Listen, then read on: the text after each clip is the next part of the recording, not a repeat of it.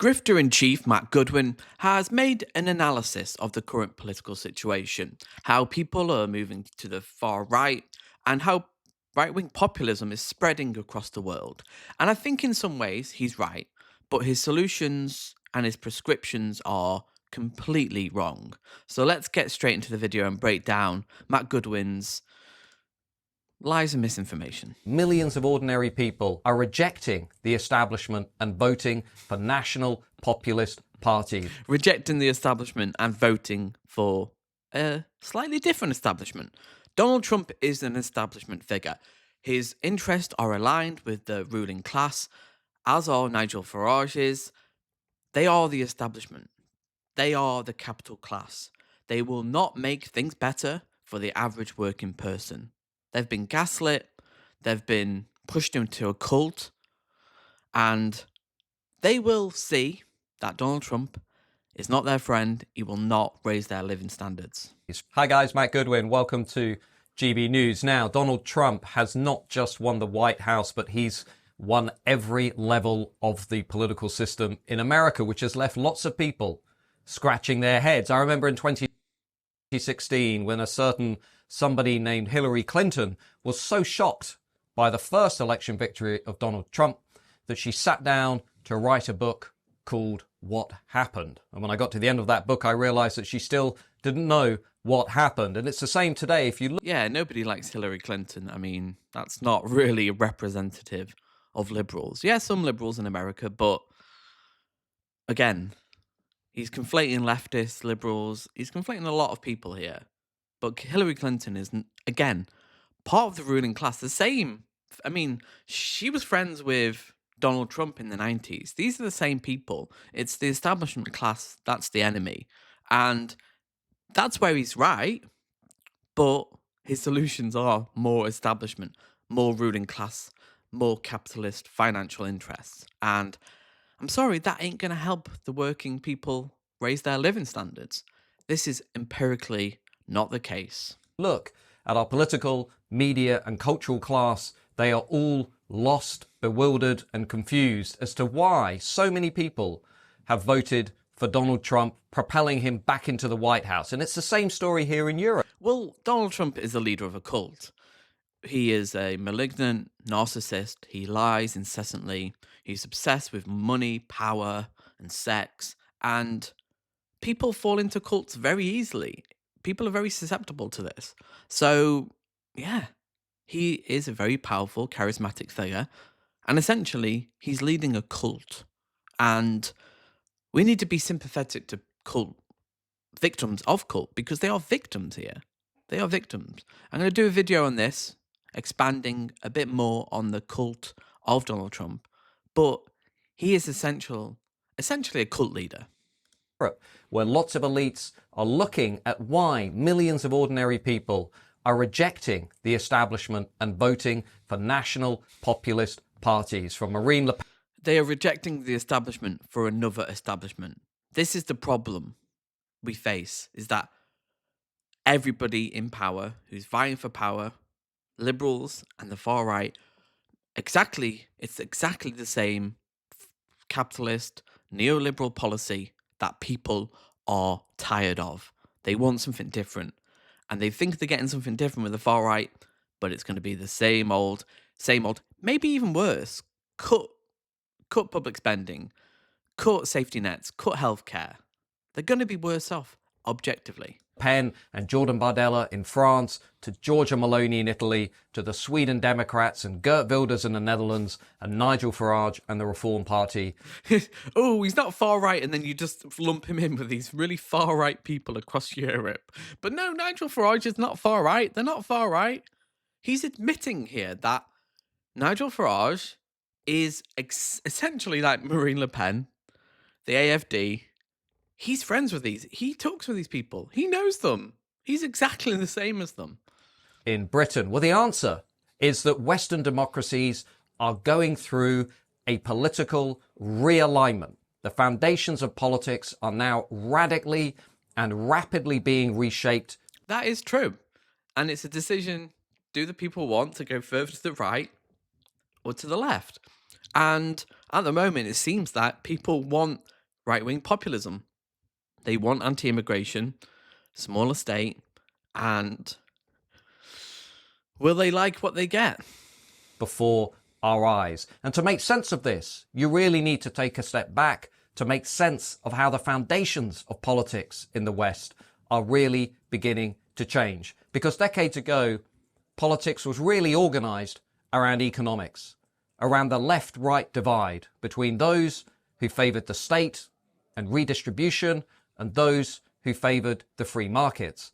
But as we entered the 2000s, politics increasingly became two-dimensional. It wasn't just about the economy. It was now as much, if not more, about culture and identity, as questions and debates around things like mass immigration, border security, woke ideology, protecting the nation state, protecting the national community became much more important to voters.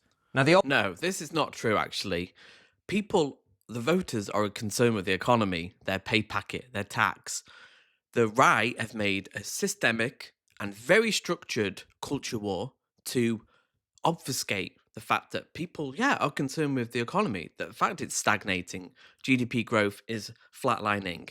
But because they have no real meaningful policy to make people's living standards better, it's all culture war stuff. They know exactly what they're doing. He knows he's admitting it's not about economics anymore. Politics was about economics.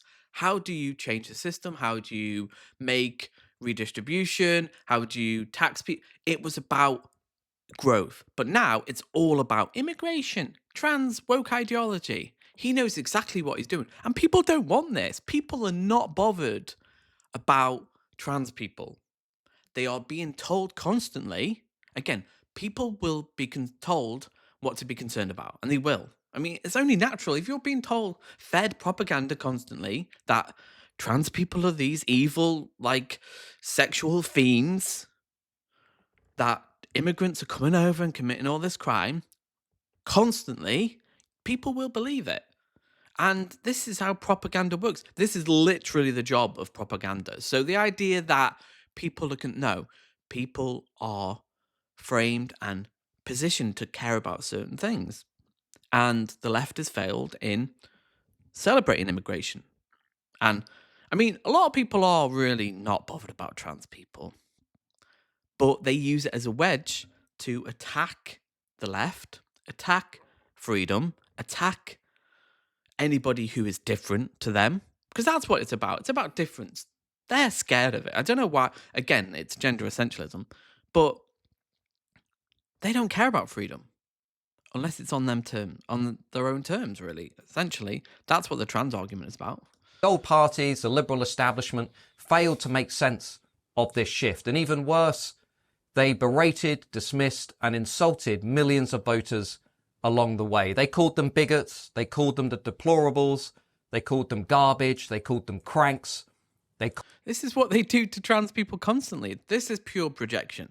That's they constantly do. Like, oh, woke people are evil. They're destroying Western civilization. They're undermining the fabric of Judeo-Christian values. It's constant, like, and it's like, no, we just want to live our lives and have a better economy. But they're fueling the culture war because, again, they have no alternative economic policy apart from capitalism. That's all and actually a worse version of capitalism, where they cut taxes for the rich, they cut welfare, cut public spending, and the average working person life will be worse off.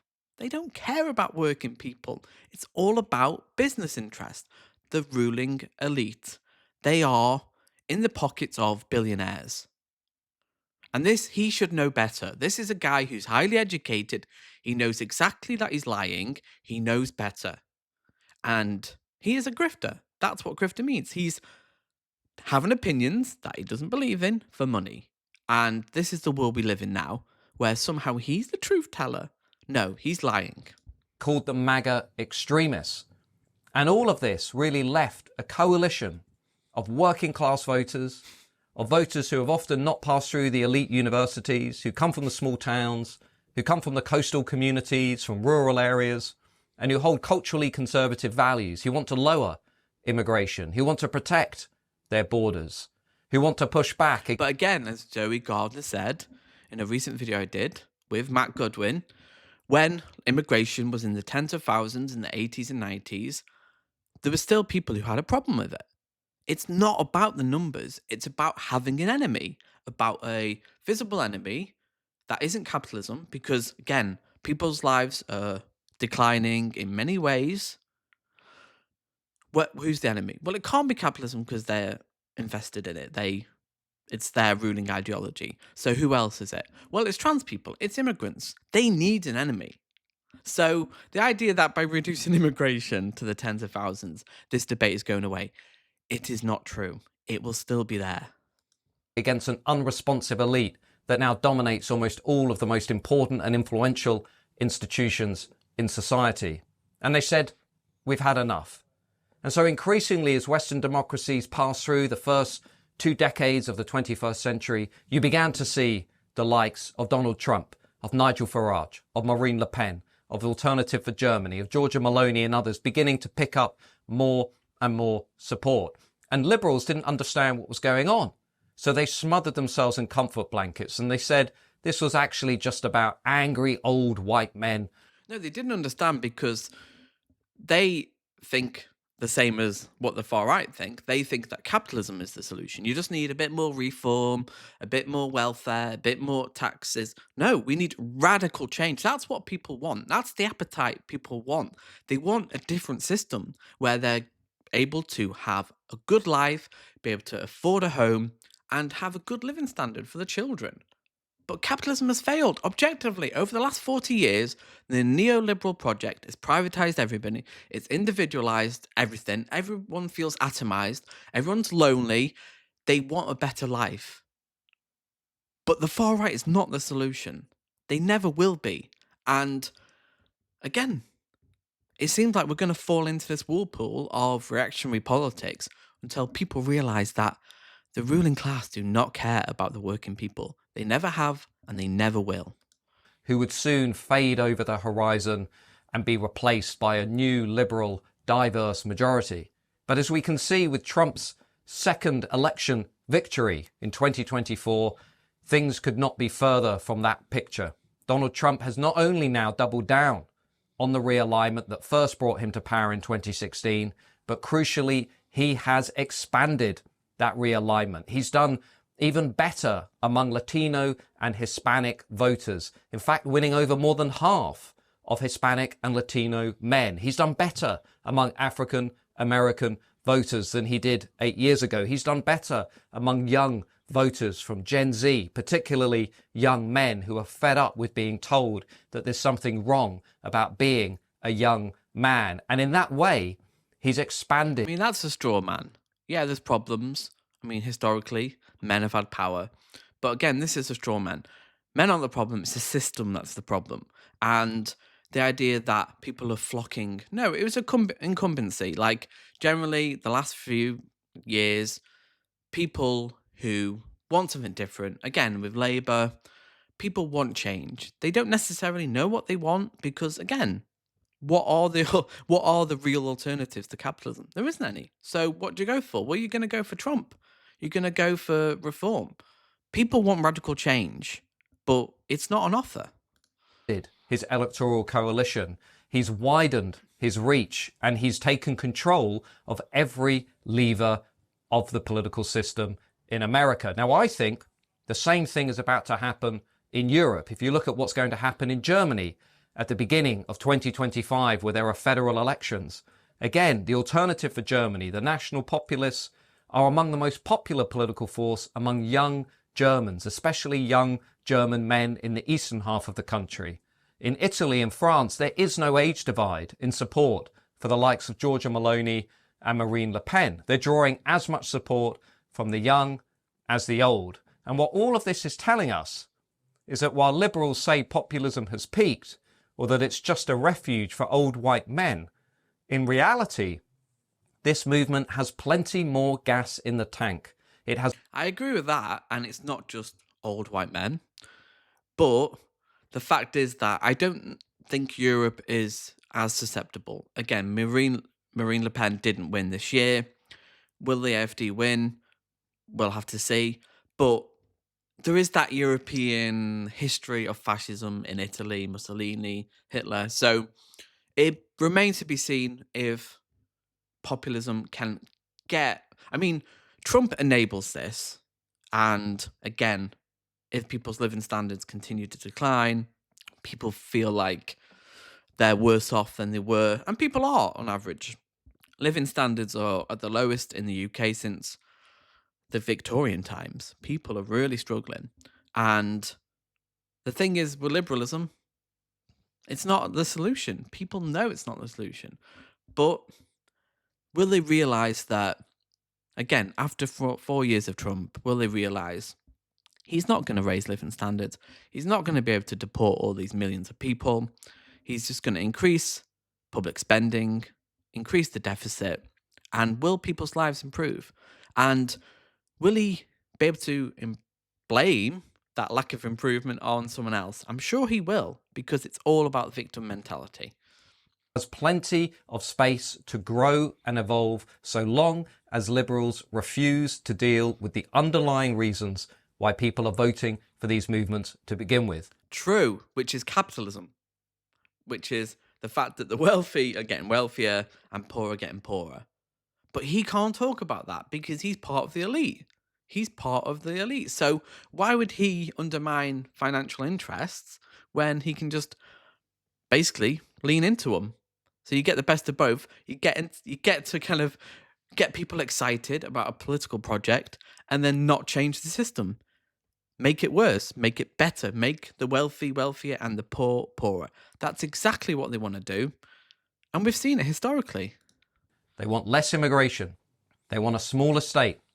They want controlled and strong national borders. And they want a serious pushback against radical woke ideology. They don't want little boys being told that they should become little girls. They don't want little girls being told that they should become little boys. And Well, this isn't happening, is it? Where's the evidence for this? This is not happening. They're being told if you want to identify as a little boy when you're a girl, you can.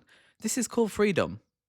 People should be able to identify how they want, as long as they're not harming anybody. Really simple. Really simple. Freedom. they don't want to continuously be told by a morally righteous, virtue signaling elite that there's something. What is that? Is he talking about himself there? Because that's all they virtue signal. That the idea that the British, like we need to be more British, and that's all they do is virtue signal, and they think they're morally righteous. Trans people are disgusting, degenerate. Woke ideology, it's gone too far. No, we just want human rights, but for them, that's a luxury belief, like freedom. No, it's not. Wrong with coming from the country they love, that there's something to be ashamed of when it comes to their history. Well, we have done bad things. I think we have to be honest about that and go, yeah, our history is wrought with pretty bad things. That doesn't necessarily mean we should be ashamed about it, but we can be honest about our past and go, yeah, this is what happened. Honesty is a good thing, not for him, but generally I think it's a good thing.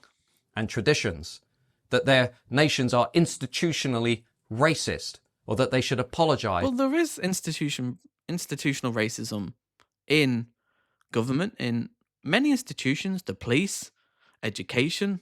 There is, and we have to be honest about this. What's wrong with being honest about the flaws in our system? We can make it better. People would be better off if we identify problems and then try and solve them, not just brush them under the carpet, because that's what he wants to do. He doesn't care. People are different and they have specific needs. So, I'm a white man. I don't care. As long as I'm okay, he's doing very well. But are the poor people? Well, no, he doesn't care about them. He does not care about the working people of the UK. He's doing very well.